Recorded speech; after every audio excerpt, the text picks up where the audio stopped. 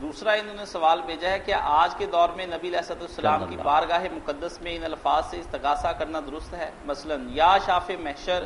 حشر کے دن ہمیں یاد رکھیے گا، میں آپ کی شفاعت کا طلبگار ہوں یا رسول اللہ،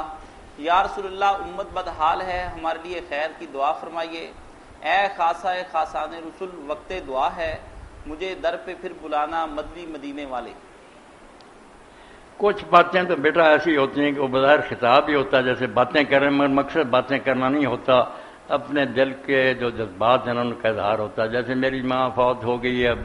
کتنی عمر میں کوئی مصیبت، ہائے ماں کہتا ہوں تو ماں نے کیا سنا یہ مگر وہ اپنے اندر کا بخار نکال۔ ایسے ہی اگر حضور کو کہتا ہے امت کا برا حال دیکھ کر تو کہتا رہے، مگر یہ باتیں کچھ نہیں۔ شفاعت کی طرف ہم قیامت کے دن کریں گے۔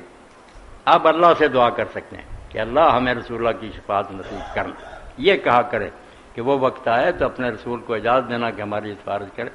ورزقنی شفاعتہ یوم القیامہ، ایسے کہہ دیں جو حضور سے کہنا نا یہ دنیا میں تھا کہ ہمارے لیے دعا کریں، یا اب قیامت کے دن ہم سب جائیں گے،